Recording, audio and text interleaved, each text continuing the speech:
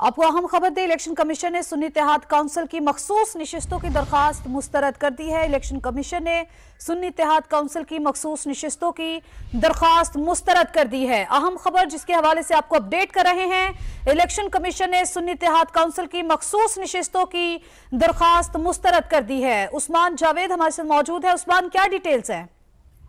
देखिए, सुन्नी इत्तेहाद काउंसिल को मखसूस नशिस्तें अलाट न करने का फैसला इलेक्शन कमीशन ऑफ पाकिस्तान की जानिब से जारी किया गया है। सुन्नी इत्तेहाद काउंसिल असम्बलियों में मखसूस नशिस्तों की हकदार नहीं। इलेक्शन कमीशन ने अपने फैसले में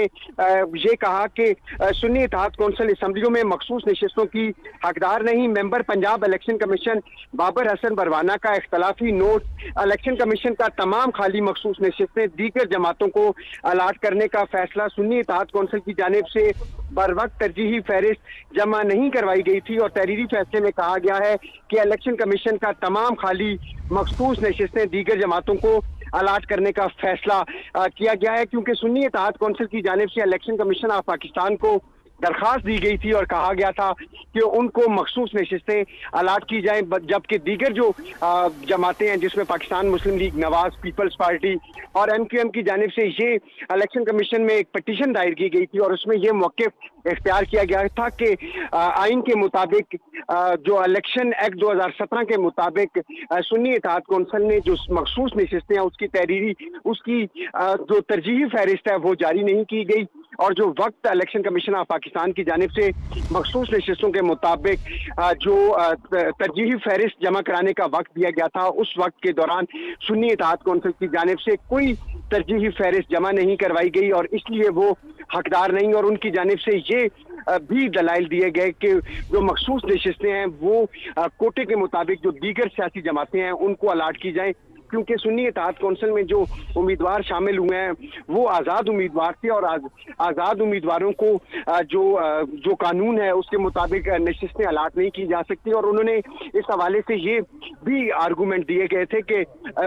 जुगनू मोहसिन जो मेंबर पंजाब असम्बली थी, उनके साथ 6 आज़ाद उम्मीदवार भी पंजाब असम्बली में मौजूद थे और जब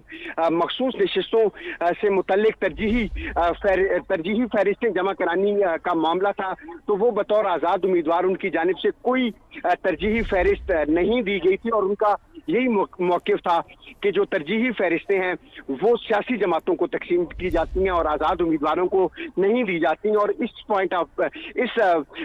पर जुगनू मोहसिन समेत जो दीगर 6 पंजाब में आज़ाद उम्मीदवार थे उन्होंने भी मखसूस नशिस्तों के लिए मुतालबा नहीं किया गया था और जो सियासी जमातों के वकला थे उन्होंने ये मौक़िफ़ दिया कि इलेक्शन एक्ट 2017 के मुताबिक इलेक्शन कमीशन ऑफ पाकिस्तान की जानिब से मखसूस नशिस्तों का तरजीही फहरिस्त जमा कराने के लिए एक टाइम फ्रेम मुकर्रर किया गया था और उस टाइम फ्रेम के अंदर सुन्नी इत्तेहाद काउंसिल ने